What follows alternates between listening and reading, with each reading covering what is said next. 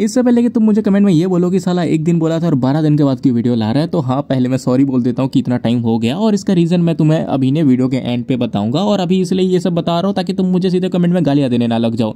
तो चलो वीडियो को स्टार्ट कर लेते हैं। तो जैसे कि हमने पिछली वीडियो में देखा था, अपना जो एमसी है वो लेवल 5 के इवॉल्वर से लड़ रहा होता है, और जैसे उसको एक मौका मिलता है वो सीधे उसके तोते आराम के ऊपर हमला कर देता है, जहाँ पे उसको चुपचाप खड़ा होता हुआ देख के जो अपना एमसी है वो भी खुद से कहता है कि क्या हुआ, दर्द हो रहा है जो तुम बात नहीं कर पा रहे। और हम तभी कमांडर ली को देखते हैं जो कि अपने बगल वाले बंदे से कहता है, अबे यार इसने तो जैकपॉट मार दिया, तुम्हारा भाई शादीशुदा तो है ना, क्योंकि मुझे नहीं लगता कि ये कभी बाप बन पाएगा। और ये सुन के वो जो चश्मे वाला बंदा है वो रिप्लाई देता है कि तुम चिंता मत करो, मेरा जो भाई है उसकी एबिलिटी के जरिए वो अपनी बॉडी को बहुत ज्यादा हार्ड कर सकता है, जिससे इस तरह के अटैक उसका कुछ भी नहीं बिगाड़ सकते। और तभी जो कमांडर ली है उसे कहता है कि उस डंडे के अंदर कॉप टॉक्सिन है, क्या उसका बड़ा भाई अपनी एबिलिटी से उस पॉइजन को रेजिस्ट कर सकता है। जहाँ पे हम तभी उसके बड़े भाई को देखते हैं जिसका बॉडी से बहुत ज्यादा एनर्जी निकलती है, और उस एनर्जी के प्रेशर से अपना जो एमसी है वो पीछे गिर जाता है। और तभी वो जो बंदा है वो सीधा अपने एमसी के पास आता है और उसके मुंडी को पकड़ के जमीन में गाड़ देता है और कहता है तुम हार चुके हो, लेकिन फिर भी तुम्हारी जो एबिलिटी है वो बहुत ज्यादा इंप्रेसिव है। तुम एक लेवल 1 के इवॉल्वर हो, लेकिन तुम्हारी स्पीड और एक्यूरेसी बहुत ज्यादा तगड़ी है।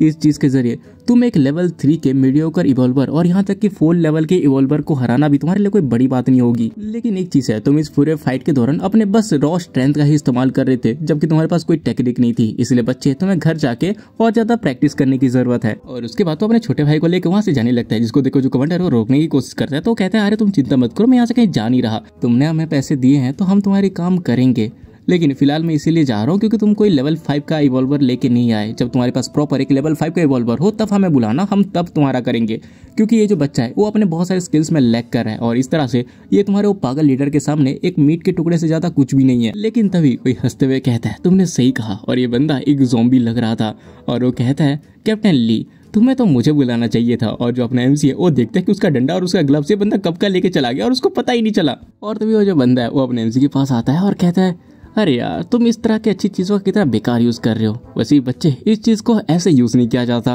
और इसे देख के जो अपना एमसी है उसकी फट जाती है कि एक ज़ॉम्बी बात कैसे कर रहा है। और तो वो जो बंदा है वो फ्रस्ट्रेट होते हुए चिल्लाते हुए कहता है क्या देख रहे हो बच्चे, मैं कोई ज़ॉम्बी नहीं हूँ, मैं एक इंसान हूँ। और जो अपना एमसी है वो कहता है ओह सॉरी माफ कर देना, शकल से लगा कि तुम एक ज़ॉम्बी हो। और तभी जो कैप्टन ली होता है वो कहता है ब्रदर हाउ जुनमाई, क्या आप फाइनली हमारी बातें मान रहे हैं। लेकिन वो जो जुनमाई होता है ना वो कहता है मैं यहाँ पे तुम लोगों के लिए नहीं आया, मैं बल्कि इस प्यारे स्टिक की वजह से आया हूँ। और उसका तो उस डंडे से बात करने लगता है मेरे प्यारे डंडे, मैं तुमको कब से ढूंढ रहा था, अब तुम फाइनली मेरी हो चुकी हो। लेकिन तभी जो अपना एमसी है वो कहता है लेकिन कैप्टन ली ने ये स्टिक मुझे दिया था। और ये सुनते ही वो कैप्टन ली से पूछता है कि कैप्टन ली तुमने ये स्टिक इस बच्चे को दिया है। लेकिन वो जो कैप्टन होता है वो कहता है कि अरे नहीं नहीं नहीं ब्रदर, हमने ये तो आपके लिए खरीदा था, वो भी बहुत ज्यादा पैसा देके, और जब तक आप हमारी मदद कर रहे हैं तब तक ये स्टिक आपकी है। और ये सुनकर तो जो अपना एमसी है वो भी शौक हो जाता है, और वो बंदा तो अपने एमसी के ऊपर हंस रहा था। और तभी हम देखते हैं उस कैप्टन को जो कोई अपने एमसी को जाकर समझाने लगता है कि प्लीज आप हमारी मदद करते रहिए, आप बुरा मत मानिए, मैं आपको बाद में और भी अच्छा वेपन लेके दूंगा। और जो अपना एमसी वो कहता है ठीक है मैं यहाँ पे रहकर तुम लोगों की मदद करूंगा, लेकिन एक कंडीशन पे। और वो बंदा कहता है कि हाँ बताइए।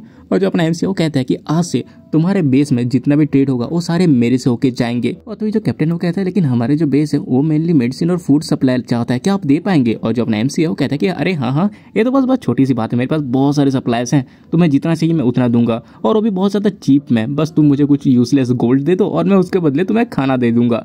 और ये सुनते हुए बंदा ये मान जाता है कि ये बहुत अच्छी डील है। और हम तभी उस बंदे को देखते हैं जो कि अपने एमसी के साथ लड़ रहा था, वो अपने सामान को इधर उधर कर रहा होता है। और उसको देख के उसके जो भाई है वो कहता है ब्रदर तुम सच में ठीक हो ना। और वो कहता है अरे हाँ मैं ठीक हूँ, मैं बस इसको एडजस्ट कर रहा था। और उसका हमारा सीन कट होता है और हम देखते हो एक रूम पे बैठ के ना सारे प्लान के बारे में डिस्कस कर रहे होते हैं, जहाँ पे जो कमांडर है वो कहता है तो आप लोग हमारी बात मानने के लिए तैयार हो तो ठीक है, अगर आपको और कोई चेंजेस चाहिए प्लान में तो अभी आप लोग हमें बता सकते हो, हम उस हिसाब से चेंजेस कर सकते हैं। तो चलिए सबसे पहले हम लोग एक दूसरे को इंट्रोड्यूस करवाने से स्टार्ट करते हैं, जहाँ पे वो बंदा जो अपने एमसी से लड़ रहा था वो बताता है कि उसका नाम है फैंगू, जो कि लेवल 5 का इवॉल्वर है, और उसके पास बॉडी को हार्ड करने की टेक्निक है जिससे वो बुलेट प्रूफ बन जाता है। और उसका जो भाई है उसका नाम है फैंगविन, जो कि लेवल 5 का इवॉल्वर है, और वो उसके इनिशियल स्टेज में है, जिसकी एबिलिटी है अगर वो किसी को भी टच करेगा तो वो इंस्टेंटली फ्रीज हो जाएगा। और उसके बाद हम उसी ज़ॉम्बी वाले बंदे को देखते हैं जो कि अपना नाम हाउ जुनमिन बताता है, और वो भी एक लेवल 5 का इवॉल्वर है, जहाँ पे वो अपनी एबिलिटी को उनको गैस करने को बोलता है। और पता है इसको लड़कियों में क्या पसंद है, उसको पसंद है ये डंडी। आई थिंक वो अपने गार्ड अभी छोड़ो जो भी है। और उसका जो अपना एमसी और यू है ना, ये दोनों भी अपने आप को इंट्रोड्यूस करवाते हैं, और जो यू है अपने एमसी से धीरे से कहती है वैसे हुआ आखिरकार ये अपने आप को ऐसे क्यों इंट्रोड्यूस करवा रहा है जैसे कि वो किसी डेटिंग शो पे है, और जो अपना एमसी है वो कहता है मुझे नहीं पता और बेटर होगा कि हम इससे पूछे भी नहीं। और उसके बाद हमें उन लोगों का प्लान बताया जाता है जहाँ पे उनका जो बेस लीडर है वो अभी लेवल 7 का इवॉल्वर है जो कि पोर्टल नेक्स्ट स्टेज पे है, और उसकी जो एबिलिटी है वो है उसकी बॉडी को लिक्विफाई करना, जिसकी वजह से उसको पकड़ना बहुत ही ज्यादा हार्ड है। इसलिए उनका प्लान है कि वो सबसे पहले उसको एक अलग से स्पेशल रूम पे लेके आएंगे, और तभी वो जो ज़ॉम्बी वाला बंदा है ना वो उसके अंदर एक गैस को रिलीज करेगा जिससे उसके जो नर्वस है वो काम करना बंद कर देंगे और वो पैरालाइज हो जाएगा। और तभी अपना एमसी और जो फैंग ऊ है वो दोनों उसे पकड़ लेंगे, और तभी जो फैंग ऊ का भाई है वो उसे फ्रीज कर देगा। और उसके बाद वो एक मैकेनिज्म का इस्तेमाल करेंगे जिससे वो एक सील्ड चैम्बर के अंदर ट्रैप हो जाएगा। और इधर हम अपने ज़ॉम्बी वाले बंदे को देखते हैं जो कि हंसते हुए कहता है अरे मेरी एबिलिटी तो डिस्कवर हो गई। मतलब इसकी एबिलिटी है कि वो जहरीला गैस छोड़ता है जिससे जो सामने वाला बंदा है वो पैरालाइज हो जाता है। और तभी जो बड़ा फैंग होता है ना, अब देखो ये जो 2 फैंग ब्रदर्स है ना, इनमें से जो बड़ा फैंग है उसको मैं बिग फैंग कहूंगा और जो छोटा वाला है उसको मैं स्मॉल फैंग कहूंगा। ओके, तो जो बिग फैंग होता है वो कहता है ठीक है तुम्हारा प्लान तो सही लग रहा है लेकिन हम इसको एग्जीक्यूट कब करेंगे। और ये सुनते ही जो कमांडर है वो कहता है देखो हम और लोगों को नहीं खो सकते, इसलिए हमारा ये जो प्लान है ये हम कल ही स्टार्ट करेंगे। और उसके बाद हम अगले दिन का सीन देखते हैं जहाँ पे जैसे प्लान हुआ था वैसे ही जो कमांडर है वो उसके लीडर को उस रूम के अंदर लेके आ जाता है, और उसके अंदर आते ही दरवाजा बंद हो जाता है। और तभी उसका जो लीडर है वो उससे पूछता है ली क्या तुम मुझे मारना चाहते हो। और तभी वो कैप्टन ली के ऊपर हमला करता है, लेकिन तभी वहाँ पे अपना बिग फैंग आ जाता है और अपने बॉडी को हार्ड करके उस अटैक को रोक लेता है और कैप्टन से कहता है तुम पीछे हट जाओ। और तभी जो लीडर है वो इनके ऊपर हमला करने वाला होता है कि तभी उसके पीछे से कोई डंडे से हमला करता है, लेकिन वो जो लीडर अपने पीछे पानी का एक शील्ड बना के उसको रोक लेता है। और ये हमला करने वाला कोई और नहीं था बल्कि वो ज़ॉम्बी वाला इंसान था जो कि हंसते हुए कहता है कि क्या तुमने ब्लॉक कर लिया। और तभी जो लीडर है ना उसके ऊपर अटैक करता है, लेकिन सही टाइम पे अपना एमसी आके उसको बचा के ले जाता है। और इस तरह से उसको बचाते हुए देख के ये तो सीधा उसके मुंह को छूते हुए कहता है अरे थैंक छोटे भाई तूने मुझे बचा लिया, आज अगर तुम नहीं होते तो मैं तो पहला जा चुका होता। और जो अपना एमसी है ना उसकी इन हरकतों को देख के कहता है अबे साले ये सब तो ठीक है, मेरे फेस को इस तरह से छूना बंद कर। और उसके बाद हम वापस से लीडर और अपना बिग फैंग को देखते हैं जो कि लड़ रहे होते हैं, लेकिन उसके हर एक अटैक को वो लीडर ब्लॉक कर रहा होता है। और जो कैप्टन है उसकी बॉडी हार्ड थी लेकिन फिर भी उसके अटैक से उसको चोट लग जाती है, और इसको देखकर पूरा कंफ्यूज हो जाता है कि आखिर कैसे मुझे चोट कैसे पहुंचाई। और तभी वो जो लीडर है वो कहता है हाई प्रेशर की लिक्विड को अगर तुम कंबाइन करते हो हाई स्पीड से तो इसके रोटेशन से कोई भी चीज़ को ये फाड़ सकती है। और उसके बाद उसके बाद फिर से हमला करता है, लेकिन तभी वहाँ पे स्मॉल फैंग आ जाता है और अपनी एबिलिटी उस पानी को जमा देता है जिसको कि जो बड़ा फैंग होता है उसको तोड़ देता है। और इसे कि जो लीडर है वो गुस्सा हो जाता है और सीधे स्मॉल फैंग के ऊपर हमला करता है, लेकिन सही टाइम पे अपना एमसी आके उसको लेके भाग जाता है। और तभी वो लीडर इससे पहले कुछ कर पाता जो बिग फैन है सीधे उसके पीछे आकर हमला करता है, लेकिन वो जो लीडर है वो अपने पानी वाले फॉर्म में आ जाता है ताकि वो उससे बच सके।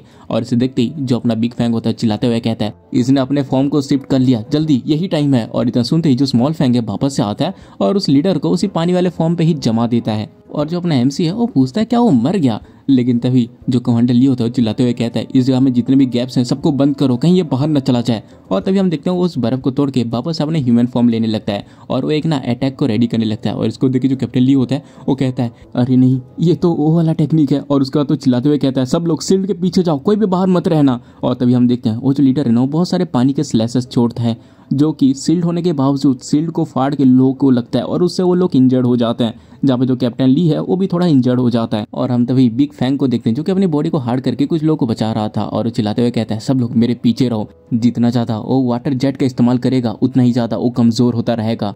जहाँ पे देखते हैं कि उसके जो स्लैशेस है वो कम होने लगते हैं। और इसको देख के जो कैप्टन ली होता है चिल्लाते हुए कहता है हमने कर लिया, उसकी एनर्जी ड्रेन हो रही है, अभी वो इस लिक्विड फॉर्म में 10 सेकंड तक रहेगा, इसे जल्दी से उसे फ्रीज करो, यही मौका है। और इतना सुनते जो अपना एमसी है वो सीधे स्मॉल फैंग को लेके जाता है और जो स्मॉल फैंग है वो अपने एबिलिटी से लीडर को वहीं पे ही जमा देता है और कहता है मुझे इस 10 सेकंड के अंदर इसको पूरी तरह से जमाना ही होगा। जहाँ पे वो जो लीडर है ना वो धीरे धीरे उस बर्फ को तोड़ रहा था, लेकिन जो स्मॉल फैंग है वो अपनी और भी ज़्यादा एबिलिटी का यूज़ करके उसको जमाते ही जा रहा था। जहाँ पे इसको देखे जो अपना एमसी वो कहता है क्या ये काम किया, लेकिन तभी जो स्मॉल फैंग है वो कहता है कि नहीं, वो अंदर अपने वाटर फ्लो को बहुत ज़्यादा तेज़ कर रहा है जिससे मेरा जो फ्रीजिंग इफेक्ट है वो धीरे धीरे कमज़ोर होता जा रहा है। लेकिन तभी हम देखते हैं उस ज़ॉम्बी वाले बंदे को जो कि धीरे से उसके पास आके कहता है अरे यार मैं यहाँ पे हूँ तो तुम चिंता क्यों कर रहे हो, वो बिल्कुल भी नहीं भाग पाएगा। और उसके बाद वो उस बर्फ के अंदर अपने टॉक्सिन को ऐड करने लगता है और हंसते हुए कहता है वो अपने लिक्विड फॉर्म पे है, इससे मेरी जो टॉक्सिन है वो उसके बॉडी में तो स्प्रेड नहीं करेगी, लेकिन इस स्टेट पे अब उसको ना कोई नहीं बचा सकता क्योंकि मेरा जो टॉक्सिन है इसकी वजह से वो जिंदगी भर तक सोता रहेगा और जब तक इसे कोई मेरा एंटीट्यूड नहीं देता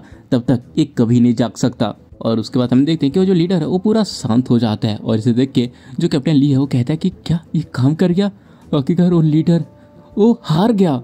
और उसके बाद हमारा सीन कट होता है जहाँ पे हम इन लोगों को देखते हैं जो कि पार्टी कर रहे थे, और जो कैप्टन ली है वो इन सबका थैंक्स कहता है कि इन लोगों की वजह से इसका बेस बच गया। और यहाँ पे जो अपना MC है वो तो खाना को चख के सोच रहा होता है ये खाना इतना भी बुरा नहीं है।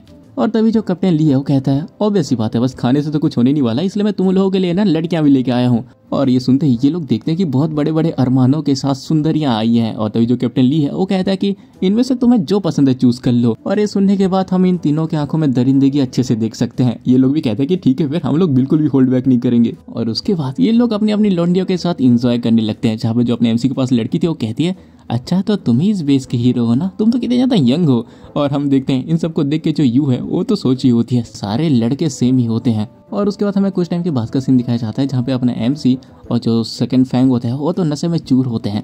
और तो जो कैप्टन ली है वो लड़कियों से कहता है इन लोगों को उनके कमरे में लेके जाओ, जहाँ पे दो सुंदरियां अपने MC को उसके कमरे में लेके जाती है और उसको बेड में पटकती है। जहाँ पे एक लड़की कहती है कितना ज्यादा क्यूट है, बस थोड़ा सा पिया और ये पूरी तरह से नशे में धोता है।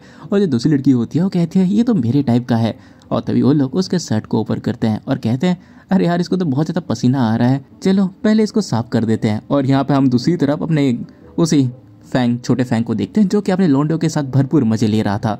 और हाँ मैं इस ज़ॉम्बी वाले बंदे की बात क्या कहूँ, मुझे इनकी लड़कियों के लिए बस बुरा लग रहा है। और उसके बाद हम बिग फैंग के रूम को देखते हैं जहाँ पे साला वो दोनों लड़कियों को ही बाहर निकाल देता है और सीधे मुंह पे बोल देता है देखो भाई मेरे को तुम लोगों पे कोई इंटरेस्ट नहीं है, मैं तो यहाँ से निकला सोने के लिए। और सीधे दोनों के मुंह पे ही दरवाजा बंद कर देता है। और उसके बाद हम वापस अपने MC के रूम पे देखते हैं जहाँ पे वो जो दो लड़कियां होती हैं उनको साफ करती है। और तभी वो जो ब्लू कलर वाली लड़की होती है वो कहती है ऐसा लग रहा है कि ये सुबह तक सोने वाला है। और जो दूसरी लड़की है वो कहती है अब हम क्या करें, कैप्टन ने हमसे कहा था कि हमें इसका अच्छे से ख्याल रखना है। वैसे भी ये जिस तरह से मरियल की तरह सोया हुआ है हमें नहीं लगता कि अगर हम चाहें तब भी इसको सर्व कर सकते हैं। और जो पहले वाली लड़की होती है वो कहती है ठीक है फिर इसके बॉडी को साफ करके हम यहाँ से निकल जाएंगे। और वो उसकी बॉडी को साफ कर ही रही होती है कि तभी उसको कुछ महसूस होता है और वो कहती है अरे यार। और जो दूसरी लड़की है वो कहती है कि क्या हुआ। और तभी वो जो लड़की है वो अपने MC के सामान को पकड़ती है और उसे कहती है देखो इसे ये इतनी गहरी नींद पे है फिर भी कितने जोश में है, ऐसा लग रहा है कि आज हम सो नहीं पाएंगे। और उसके बाद हम सीधे अगले दिन का सीन देखते हैं जहाँ पे एक जोरदार तमाचे के साथ अपने MC की आंखें खुलती है जहाँ पे वो उड़ते ही कहता है अबे कौन है जो मुझे मार रहा है। लेकिन हम देखते हैं ये यू होती है जो कि कहती है अच्छा कल रात को कर लिए मजे, अबे जल्दी उठ जाओ शाम हो चुकी है। और उसके बाद तो उसको कान खींचते हुए कहती है साले परवट रात भर मजे कर लिए और आप उठने में यहाँ पे नखरे कर रहा है। और जो अपना MC वो कहते हैं अरे ठीक है मैं उठ रहा हूँ। और उसके बाद हम दोनों फैंग ब्रदर्स को देखते हैं जब जो छोटा फैंग होता है ना उसको तो लड़कियों ने रात भर चूस निकाला था। और जो बड़ा फैंग होता है उसे पूछता है क्या तुम ठीक हो। और वो कहते हैं अरे ठीक छोड़ो मैं तो पूरा सुपर ठीक हूँ। और देन हम थोड़ी देर के बाद का सीन देखते हैं जहाँ पे ये सब लोग वहाँ से जाने के लिए रेडी हो चुके होते हैं। और जो कैप्टन ली होता है वो कहता है तुम लोग इतने जल्दी जा रहे हो, क्या तुम यहाँ पे थोड़ी देर और नहीं रह सकते। लेकिन जो बड़ा फैंग होता है वो कहता है कि अरे नहीं हमें और भी कुछ काम है इसलिए हम तुमसे बाद में बात करेंगे। जहाँ पे जो अपना MC है वो भी कहता है कि ठीक है तुम लोगों ने मुझे जो जो चीज़ें बताई थी मैंने उन सारी चीज़ों को नोट कर लिया कि आखिरकार तुम्हें क्या क्या सप्लाई चाहिए, मैं यहाँ पे 3 दिन के बाद वो सारी चीज़ें लेके आ जाऊँगा। लेकिन तभी वो जो ज़ॉम्बी वाला बंदा है वो अपने MC के पास आते हुए कहता है अरे बच्चे तुम्हारे साथ ना ये डिलीवरी वाला काम सूट नहीं करता, तुम मेरे साथ चल सकते हो क्योंकि मैं तुम्हारे अंदर बहुत अच्छी पोटेंशियल देख पा रहा हूँ। इसीलिए अगर तुम मेरे साथ चलते हो तो तुम बहुत ही जल्दी लेवल अप कर पाओगे क्योंकि मेरा जो सीक्रेट फॉर्मूला है उसे तुम बहुत ही जल्दी अपना जो बोटल नेक वाला स्टेज है उसको ब्रेक थ्रू कर सकते हो। लेकिन तभी जो छोटा फैंग होता है अपने MC को समझाता है कि देखो यार इसकी बात पे भरोसा मत करो, अगर इसके पास सीक्रेट रेसिपी होती तो ये अपना जो बोटल नेक वाला स्टेज है उसको कब का ब्रेक थ्रू कर चुका होता। और वैसे भी हाउ जुनमई तुम एक बात बताओ, याद है तुम पिछली बार 3 लौंडों को लेके गए थे लेकिन अभी वो लोग कहाँ पे है, क्या तुमने उनको एल्केमी के लिए तो यूज नहीं कर लिया। और तभी जो बड़ा फैंग है वो अपने MC को एक चीज देता है और अपने MC उसको पकड़ के पूछते हैं ये क्या है। और तभी जो बड़ा फैंग होता है वो कहता है ये एक हैंडी सा ओकी टॉकी है जिससे हम लोग टच पे रह सकते हैं क्योंकि हमारी जो ऑर्गेनाइजेशन है उनको तुम जैसे टैलेंट की जरूरत है, इसलिए अगर तुम्हें कभी भी मन करे हमें ज्वाइन करने का तो तुम इससे हमें कॉन्टेक्ट कर सकते हो और हम बता देंगे कि तुम्हें कहाँ पे आना है। और उसके बाद हम 3 दिन के बाद का सीन देखते हैं इस बेस में जहाँ पे एक बंदा भागते हुए ना सीधे ली के पास आता है और कहता है कि कैप्टन ली ओ वांग। और ये सुनते जो कैप्टन ली होता है वो कहता है कि क्या उसने इतनी जल्दी सप्लाई को गैदर कर लिया। लेकिन तभी वो बंदा कहता है आपके लिए बेहतर होगा कि आप खुद आके देख लीजिए क्योंकि हुआंग जो सप्लाई लेके आया है वो पूरे 3 ट्रक भर के हैं। और उसके बाद वो बाहर आके देखता है तो वो भी पूरा शौक हो जाता है और वो कहता है अबे यार मैंने जब इसको सप्लाई के लिए कहा था तब मैं नशे में था लेकिन वो फिर भी इतना सारा लेके आ गया, वो भी बस 2 से 3 दिन के अंदर। और तभी जो अपना एमसी है वो भी कहता है कैप्टन ली तुमने जो सामान बोला था ना सब लेके आ चुका हूँ, तुम जाके चेक कर लो। और उसके बाद ये लोग उसको ना गोडाउन में रख देते हैं। और इन लोगों ने तो आज तक इतने सारे सप्लाईज जिंदगी में नहीं देखे थे, जहाँ पे एक बंदा कहता है यहाँ पे जो फर्टिलाइजर और जो सीड्स है उससे तो हमारा जो बेस है वो सेल्फ सफिशिएंट बच जाएगा। और जो दूसरा बंदा होता है वो कहता है कि हाँ ये बहुत ज़्यादा अच्छा है, जब तक हम अगले साल तक इसको हार्वेस्ट करेंगे तब तक हमारा बेस बिल्कुल भी भूख से नहीं मरने वाला। और जो कैप्टन ली है वो तो अपने एमसी से कहता है अरे भाई तुम भगवान तो नहीं हो ना, क्योंकि इस तरह के सप्लाईज तो कोई नॉर्मल इंसान लेके नहीं आ सकता। और यहाँ पे जो अपना एमसी है वो तो साला कंफ्यूज ही होता है। और उसके बाद वो हंसते हुए कहता है देखो यार तुमको खाना चाहिए, पानी चाहिए, सीड चाहिए, जो भी चाहिए तुम बेझिझक मुझे बोल सकते हो, जब तक तुम मुझे प्रॉपर रिवार्ड दे रहे हो तब तक तुम्हें जो चाहिए मैं वो ला के दूंगा। और तभी जो कैप्टन ली होता है वो अपने एमसी को बैग भर के कुछ देता है और कहता है ये लो जो मैंने प्रॉमिस किया था। और जो अपना एमसी है वो कहता है अगर ये इतना कम क्यों है, मैं पूरा 3 ट्रक भर के लेके आया हूँ और ये तो मुझे नहीं चाहिए था। लेकिन तभी जो कैप्टन ली होता है वो कहता है हे क्या तुम्हें दिख नहीं पा रहा, ये डार्क क्रिस्टल है और मैंने तुमको इस ज़ॉम्बी को देने का प्रॉमिस किया था, ये उससे बहुत ही ज्यादा वैल्यूबल है। और उसके बाद जो अपना एमसी है ना उस डार्क क्रिस्टल को चेक करता है, जहाँ पे उसकी सिस्टम उसे बताती है कि इससे उसको 100 स्किल पॉइंट्स मिलेंगे। और इसको देख के जो अपना एमसी है वो भी कहता है ये इतना ज्यादा छोटा सा है लेकिन ये ज़ॉम्बी को उसे 50 गुना ज्यादा मेरे को पॉइंट दे रहा है, ये सच में बहुत ही ज्यादा अमेजिंग है। और तभी जो कैप्टन लिया वो कहता है अरे हाँ एक और चीज, बाकी जो सामान है वो भी मैंने रेडी किया है जो तुम्हें देना है। देखो अगर मैं सच बताऊं तो हमें हमारे बेस में ज्यादा गोल्ड तो नहीं मिला, लेकिन हमने स्टोरेज रूम को चेक किया और हमें थोड़ा सा गोल्ड मिला। और उसके बाद वो पूरा बक्सा भर के गोल्ड बार ला के देता है और कहता है क्या ये काफी होगा। और जो अपना एमसी है उसकी तो आंखें ही चमक जाती हैं और वो कहता है अरे हाँ ये काफी है, थैंक्स। और उसका जो अपना एमसी है वो वापस से यून और यू के पास जाता है, जहाँ पे उन्हें कहता है कि चलो फिर मैं कुछ दिनों के लिए बाहर जा रहा हूँ, इसीलिए बाद में मिलेंगे। और जो यू है वो भी कहती है उसे ठीक है आने के टाइम पे मुझे जो व्हाइट रैबिट कैंडी है वो भी लेके आना, क्योंकि मैंने वो सब खत्म कर दिया है। और उसका जो अपना एमसी है ना वो अपने घर पे आता है और उस गोल्ड को चेक करता है, जहाँ पे वो कहता है ये तो बहुत सारे हैं। लेकिन तभी उसको उसके ढक्कन में दिखता है कि ये जो है ना ये किसी चीज से बनी हुई है, जिसको देख उसे लग रहा होता है कि यार ये तो किसी प्रिंटेड नहीं लग रही, ऐसा लग रहा है ये कोई पेंटिंग थी जिससे इन लोगों ने ये ढक्कन बनाया। लेकिन इसमें कुछ इंग्लिश में लिखा हुआ है, ये तो कोई फॉरेनर है क्या, पिकासो। और उसे ना ये नाम बहुत ज़्यादा अजीब लगती है कि आखिरकार ये नमूना है कौन। लेकिन उसको ये ड्राइंग थोड़ी बहुत पसंद आती है तो उसको ऐसे डेकोरेट करने के लिए अपने रूम पे ही टांग देता है। और उसके बाद हमारा सीन कट होता है और हम जियांग के बाप को देखते हैं, जिसने कि 200 मिलियन डाल के पिकासो की एक ड्राइंग खरीदी हुई थी और उसी की तारीफें कर रहा होता है कि तभी जियांग के अंकल आ जाते हैं, जो कि उसे बताता है कि उसने जो ब्लाइंड डेट सेट किया था जियांग के लिए उसके पास वो जा चुकी है। और तभी उसका जो बाप है वो उसके अंकल से कहता है कि हाँ लेकिन तुम उसके ऊपर नजर रखोगे। और जो उसका अंकल है वो उसे बताता है लेकिन हम यहाँ पे हुआंग के बारे में क्या करें, अभी तक हमें पता ही नहीं चला कि आखिरकार वो 20 किलो गोल्ड कहाँ से लेके आया था। अगर हम पुलिस को रिपोर्ट कर देते तो शायद हमें इस जो हुआंग नाम की आफत है उससे छुटकारा मिल जाए। लेकिन उसका बाप उसे मना करता है कि अभी पुलिस को रिपोर्ट ना करे, क्योंकि वो जो बच्चा है उसके पास कुछ सीरियस कनेक्शन है जिसकी वजह से वो इतना ज्यादा गोल्ड लेके आ चुका है। और वैसे भी उसके कंपनी को अभी गोल्ड की जरूरत है और इसलिए उसको ये सब करने दो। और वैसे भी ऐसा कोई तरीका नहीं है कि उसकी बेटी जियांग उसके साथ हो सके, क्योंकि उसका सन इन लॉ बस एक ऐसा पर्सन बन सकता है जो कि उसके कैपेबल हो।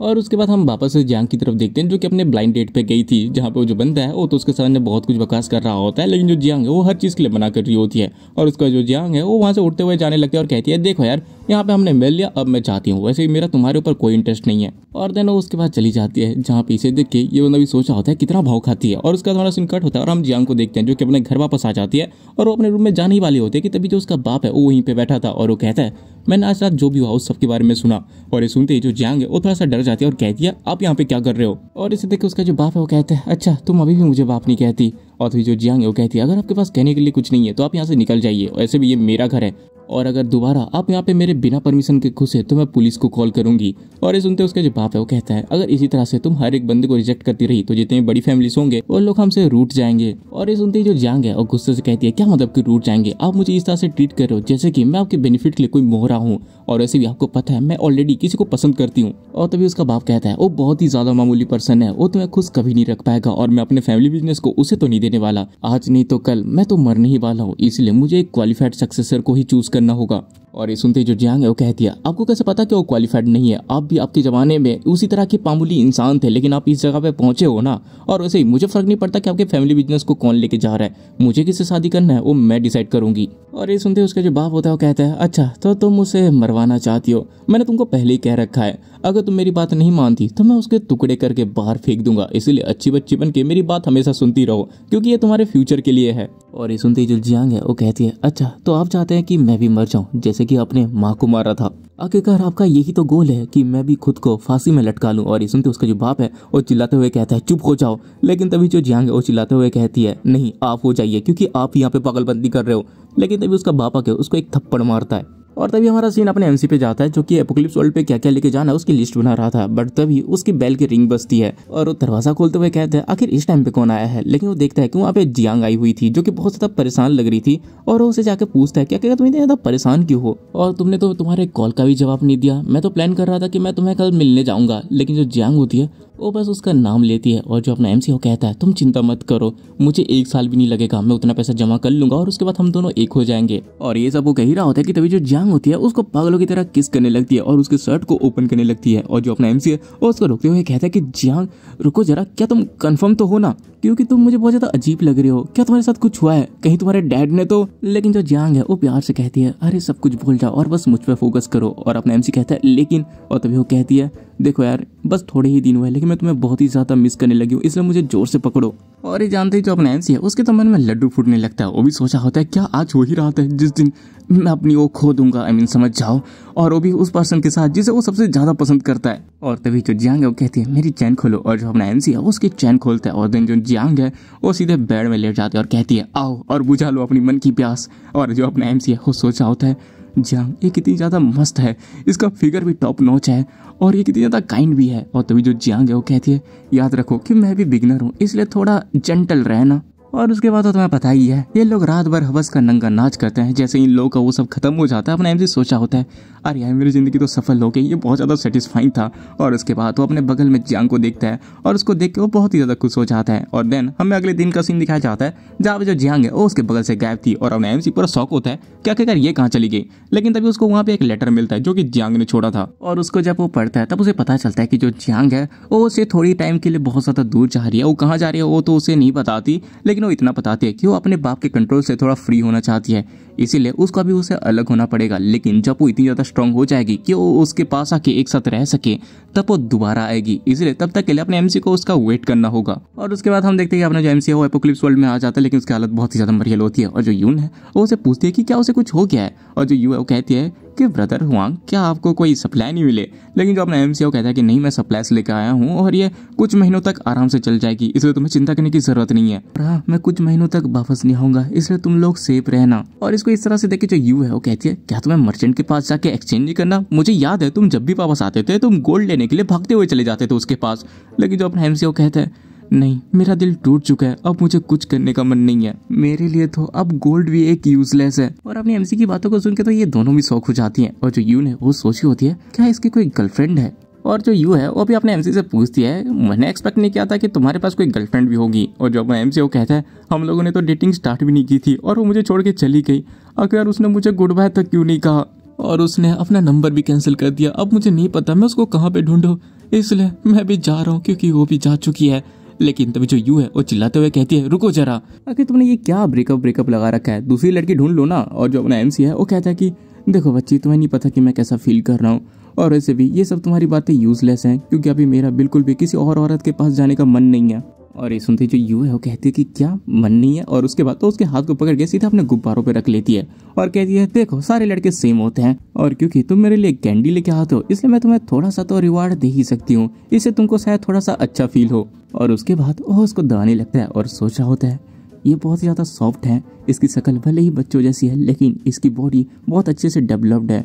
और उसके बाद वो उसके बॉडी के साथ बहुत ज़्यादा खेलने लगता है, लाइक उसके निपल भी दबाने लगता है। अब मैं इतना डिटेल में क्यों बता रहा हूँ मुझे नहीं पता, बट हाँ देख के तुम इंजॉय कर लो क्योंकि मैं तुम्हारा भी तो मन नहीं तोड़ना चाहता।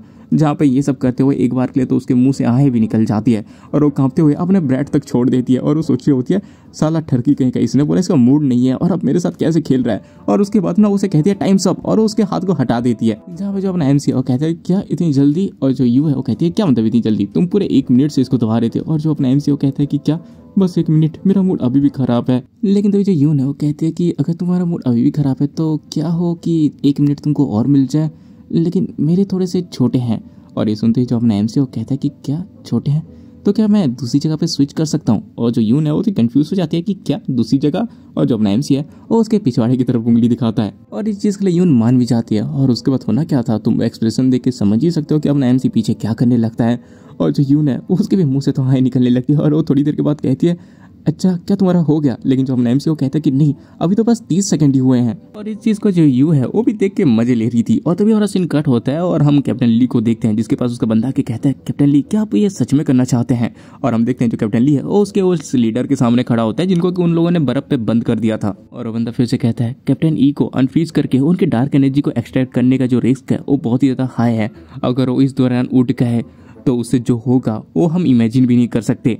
और तभी जो कैप्टन ली है वो कहता है आसपास के बेसिस से हमारा बेस अभी तक सेफ इसीलिए है क्योंकि हमारा जो लीडर था उसकी रेपुटेशन थी। लेकिन अगर उनको पता चल गया कि जो हमारा लीडर है वो सील हो चुका है और हमने अगर उसकी जो एनर्जी है उसको एक्सट्रैक्ट नहीं की हमारे यूज के लिए तो ये सारे जो जंगली कुत्ते हैं वो हमारे बेस को खत्म कर डालेंगे। इसीलिए हमारे पास ज्यादा टाइम नहीं है, जल्दी से जाके जुनमई को बुलाओ और उसे बताओ कि मैं रेडी हूँ। और ये सुनते ही वो बंदा कहता है ठीक है और वो वहाँ से चला जाता है जहाँ पे उसके जाते ही जो अपना कैप्टन ली है वो कहता है यही हालांकि मुझे नहीं पता कि आखिरकार वेस्टर्न एंड में तुमने क्या एनकाउंटर किया जिसकी वजह से तुम पागल हो गए, लेकिन तुम सही टाइम पे पागल हुए। पता नहीं कितने सालों से तुम हमेशा रिफ्यूज करते रहे कि हम अपनी टेरिटरी को आगे बढ़ाएं, जबकि क्लियरली ये चीज पता है कि हम बहुत ही आसानी से आसपास के फोर्सेस को डोमिनेट कर सकते थे और तुम्हारी यही सब चीजें तुम्हें एक लीडर बनाने के काबिल नहीं बनाती। इसीलिए अपनी सारी पावर्स मुझे दे दो, मैं तुम्हारी पावर्स का यूज करके इस पूरी जगह पे राज करूंगा। इसका मतलब यहाँ पे असली विलेन वहाँ का लीडर नहीं बल्कि कैप्टन ली था। और उसके बाद हमारा सीन कट होता है और हम वापस अपने एमसी और यून के वही मजेदार चीजों में आते हैं जहाँ पे इनका ये सब नंगा नाच अभी भी चल रहा होता है। और तभी अपने एमसी के बैग से कुछ आवाज आने लगती है और इसको देखे जो यू है वो कहती है कि आखिर ये आवाज कैसी है। और उसका जो अपना एमसी है वो बैग को चेक करता है तो उसे पता चलता है ये वही ओकी टोकी है जो कि वो फैंग ने उसे दिया था। और इसे देख के जो यू है वो कहती है अभी इसका जवाब मत दो, अगर तुम इसका जवाब दोगे तो शायद तो हमारे बेस के लोकेशन को ट्रैक कर सकते हैं। और ये सुनते ही जो अपना एमसी है अपने एबिलिटी का यूज करता है और बिल्डिंग के ऊपर से जंप करते हुए एक बिल्डिंग के टॉप पे चला जाता है और कहता है शायद इतना तो ठीक होगा। और उसके बाद वो उसको आंसर करता है और कहता है हेलो थैंक यू,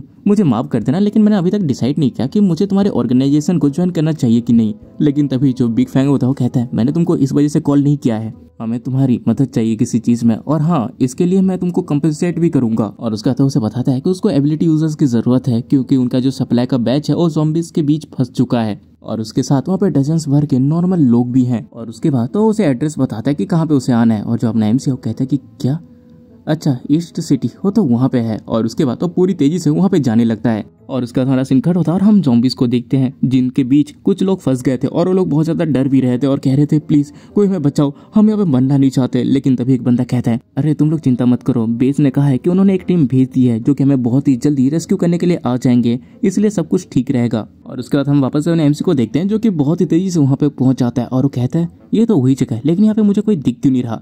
लेकिन सडनली वहाँ पे कोई आता है और सीधे अपने एमसी के ऊपर हमला करके उसको नीचे गिरा देता है और हमें पता चलता है ये बहुत ही तगड़ी कोई लड़की थी जो कि कहती है अच्छा तो तुमने इस लड़के को ढूंढा है, ये तो बहुत ही ज्यादा केयरलेस है, आखिर ये कैसे लड़ेगा उनसे। और तभी वहाँ पे ना अपना जो फैंग और उसका भाई भी आता है और जो छोटा फैंग होता है वो कहता है सिस्टर साही आप उसको अंडर एस्टिमेट मत करिए, ये कोई रूकी नहीं है बल्कि जब बात बहुत सारे लोगों के साथ लड़ने की आती है तो ये बहुत ज्यादा यूजफुल है, हमें लोगों की परख अच्छे से है। और ये सुनते ही वो बंदी कहती कि अच्छा सच में, तो फिर देखते हैं कि आगे क्या उखाड़ लेता है, चलो हमारा फॉलो करो। और उसके बाद हमें कुछ टाइम पहले का सीन दिखाया जाता है जहाँ पे जो सप्लाई ट्रक्स है वो जा रहे थे और तभी एक ट्रक का ड्राइवर वो कहता है चीफ हु हमने सच में जैकपॉट हासिल कर लिया, हमने एक्सपेक्ट नहीं किया था कि इतने ज्यादा मेडिकल सप्लाईज हमें मिल जाएंगे और जो सिटी लॉर्ड है इसको तो देख के बहुत ही ज्यादा खुश हो जाएंगे। और वैसे भी किकी मर चुका है और उसकी पोजीशन भी चीफ जस्टिस की खाली हो चुकी है, तो आपको क्या लगता है कि आपको पोजीशन मिल सकती है। और जो येलो वाला बंदा होता है वो कहता है मैं बस अपना जॉब कर रहा हूँ, मैं इन सब के बारे में ज्यादा कुछ नहीं सोच रहा। लेकिन तभी उनके सामने वाले ट्रक रुक जाती है और इनका ट्रक उसमें ठुक जाता है और ये लोग अचानक से रुक जाते हैं और इनको कुछ समझ नहीं आता कि आखिरकार यहाँ पे हो क्या रहा है। जहाँ पे इनको पता चलता है कि रेड ज़ॉम्बीज ने इनको पर हमला कर दिया है और इनकी जो गोलियां थी वो उनको लग नहीं रही थी क्योंकि वो लोग इसे बहुत जल्दी से डॉज कर लेते थे। और तभी वो जो ड्राइवर वाला बंदा था वो अपने हाथों को लंबा करके उनको पकड़ लेता है जिससे वो जो गोलियां होती है उनको लग जाती है और वो 2 रेड ज़ॉम्बीज मर जाते हैं। लेकिन इससे उनका एक ट्रक जो होता है ना वो खराब हो जाता है। और तभी जो येलो वाला बंदा होता है वो कहता है कोई बात नहीं, हम दूसरे जो ट्रक्स में उस जगह पे हम इसको थोड़ा बहुत जगह करके इस सारे सामान को वहाँ पे एडजस्ट कर देंगे, इसलिए चलो जल्दी से ये सारे काम करो क्योंकि हमें कल रात होने से पहले अर्थ अलायंस में पहुंचना होगा। और वो लोग सारे सामान को ट्रांसफर करने लगते हैं जहाँ पे एक बंदा दूर पे ना ज़ॉम्बीज के ऊपर नजर रख रहा था। लेकिन तभी वो देखता है कि बहुत सारे ज़ॉम्बीज उन्हीं के पास आ रहे हैं और चिल्ला के सबको अलर्ट करता है, जहाँ पे हमें पता चलता है कि बहुत ज्यादा ज़ॉम्बीज की भीड़ उन्हीं की तरफ ही आ रही थी। और तभी जो येलो वाला बंदा होता है वो कहता है कि जल्दी से जितने मेडिकल सप्लाईज हैं उनको कार के अंदर लोड करो और यहाँ से चलो। लेकिन जो दूसरा बंदा होता है वो कहता है लेकिन अभी भी जो फ्यूल टैंक्स है वो उसी कार में रह गई हैं। लेकिन जो येलो वाला बंदा होता है वो कहता है कि अगर हम यहाँ पे रहेंगे तो डेफिनेटली हम मर जाएंगे और हमारे पास इसलिए ज़्यादा वेस्ट करने के लिए टाइम नहीं है, इसीलिए अभी हम इसके बारे में बाद में चिंता करेंगे, इसलिए जल्दी से बैठो और यहाँ से निकलो। और उसके बाद गाड़ी स्टार्ट करके निकल जाते हैं जहाँ पे रात हो चुकी होती है। और उसके बगल वाला जो ड्राइवर होता है वो कहता है कैप्टन हमारा गैस ऑलमोस्ट खत्म हो चुका है। और उसके बाद वो लोग गाड़ी रोकते हैं और डिस्कस करते हैं। और उसके बाद वो जो येलो वाला बंदा है वो उनसे पूछता है तो आखिरकार तुम्हारी गाड़ी और कितना दूर जा सकती है। एक बंदा कहता है 10 किलोमीटर और दूसरा कहता है कि 15 किलोमीटर। और तभी जो येलो वाला बंदा जो कि उनका कैप्टन था वो कहता है हमें अभी भी 30 किलोमीटर और ट्रैवल करना है अर्थ एलायंस के लिए। मुझे पता है कि तुम सब लोग बहुत दिनों और रातों से आराम नहीं कर पाए, लेकिन अभी हम अफोर्ड नहीं कर सकते इन सब चीज़ों को छोड़ना। हमें अभी भी 30 किलोमीटर जाना है एलायंस के लिए, हमें वहाँ पे गैसोलीन मिल ही जाएगा और इस साइट में 5 किलोमीटर के एरिया पे जरूर गैसोलीन मिल जाएगा। इसीलिए वाइस कैप्टन के साथ एक छोटा सा स्क्वाड बना के गैसोलीन ढूंढने के लिए चले जाओ और तब तक के लिए मैं ये सारे गुड्स और इन सबको लेकर आगे बढ़ता हूँ। जब तुमको फ्यूल मिल जाएगा तब तुम लोग हमारे पास वापस आ जाना। और ये सुनते ही उसका जो ड्राइवर होता है जो कि आई थिंक वाइस कैप्टन है वो कहता है ठीक है। और उसके बाद ये लोग ऐसे ही करते हैं, एक छोटा सा ग्रुप जाके दूसरे रास्ते में जाता है जहाँ पे वो बंद पड़ी गाड़ियों में से गैसोलीन कलेक्ट करते हैं। और तभी एक बंदा कहता है कि इतना शायद काफी हो जाएगा। और तो जो ड्राइवर वाला बंदा जो कि उनका वाइस कैप्टन शायद वो कहता है कि हाँ चलो जल्दी से हमें मेन ग्रुप को भी पकड़ना है। लेकिन तभी वहाँ पे ज़ॉम्बीज अटैक कर लेते हैं और 2 बंदों को खा जाते हैं। और इसे देखते ही वो लोग उन ज़ॉम्बीज को मार देते हैं और भागने लगते हैं। जहाँ पे ये लोग जा ही रहे थे कि तो उनके सामने भी ना ज़ॉम्बीज आ जाते हैं और इसको देख के भी बाकी लोग ना फायर करने लगते हैं। लेकिन जो वाइस कैप्टन है वो कहता है कि बंद करो, अगर तुम लोग यहाँ पे इनको गोली मारोगे तो यहाँ पे और भी ज़्यादा ज़ॉम्बी अट्रैक्ट हो जाएंगे। और उसके बाद वो किसी रूम के अंदर घुस जाता है और शटर को बंद कर देते हैं। और हमें नहीं पता ये कौन सी जगह है जहाँ पे जो बाहर थे वो ज़ॉम्बीज उनके दरवाजे को ही पीट रहे थे। और ये वही सीन है जो कि मैंने कुछ टाइम पहले देखा था, जहाँ पे जो लोग थे वो डरे हुए थे और बोल रहे थे कि हम मरना नहीं चाहते। तब उनका जो वाइस कैप्टन होता है वो कहता है कि तुम लोग चिंता मत करो, बेस से कॉन्टेक्ट हो गया, उन लोगों ने टीम भेज दी है, हम जल्दी यहाँ से बचा लिए जाएंगे। और उसके बाद हमारा सीन कट हो जाता है और हम अपने एमसी के ग्रुप को देखते हैं जहाँ पे जो बड़ा वाला फैंग होता है वो उन सबको उनका प्लान बता रहा होता है और वो ना हल्लो की जोड़ी बनाता है। लेकिन तभी जो अपना एमसी है वो कहता है मेरे बारे में क्या, और जो बड़ा फैंग है वो कहता है कि तुम मेरे साथ आओगे। और उसके बाद उनका प्लान स्टार्ट होता है जहाँ पे कुछ लोग गाड़ी के अंदर ना बहुत तेजी से गाना चलाते हुए आते हैं और इसको देख के जितने भी ज़ॉम्बीज होते हैं ना वो सारे उनकी तरफ अट्रैक्ट होते हैं। और इस चीज को ऊपर से फैंग और अपना एमसी देख रहे थे। और जो फैंग होता है वो कहता है कि वो लोग वहाँ पे डिस्ट्रैक्ट हो चुके हैं, चलो अब जाकर उनको रेस्क्यू करते हैं। लेकिन जब वो नीचे जाते हैं वहाँ पे और भी ज्यादा ज़ॉम्बीज बचे हुए थे। और जो अपना एमसी है वो कहता है कि आखिरकार यहाँ पे अभी तक ज़ॉम्बीज कैसे हैं। और जो फैंग है वो कहता है यहाँ पे बहुत सारे ज़ॉम्बीज बह रहे हैं जो कि उस गाने को सुन नहीं सकते, इसीलिए वो वहाँ पे नहीं गए। वैसे मैं यहाँ पे ज़ॉम्बीज को देखता हूँ, तुम जाकर उनको बचाओ। और ये सुनते जो अपना एमसी है वो एक शटर के पास आता है और कहता है कि ठीक है। और उसके बाद वो अंदर चिल्लाते हुए कहते हैं अंदर जो भी लोग हैं जल्दी से रेडी हो जाओ, मैं तुमको बचाने के लिए आया हूँ। और उसके बाद वो जैसे ही शटर ओपन करता है उसके अंदर से बस एक बंदा निकलता है और ये और कोई नहीं बल्कि वही येलो वाला उनका लीडर होता है। और इसे देखिए जो अपना एमसी है वो फैंग से कहता है क्या तुमने नहीं कहा था कि यहाँ पे डजन्स भर के लोग हैं। और ये सुनते जो फैंग है वो कहता है कि क्या। और उसका तो पीछे देखते हैं जहाँ पे वो बस एक ही बंदे को देखता है। और जो अपना एमसी है वो तभी पूछता है तो आखिर यहाँ पे बस एक लौता ही बंदा क्यों है। और इसी के साथ अपना ये जो एपिसोड है वो खत्म हो जाता है। और हाँ मैं सॉरी बोलता हूँ कि बहुत टाइम के बाद वीडियो ला रहा हूँ।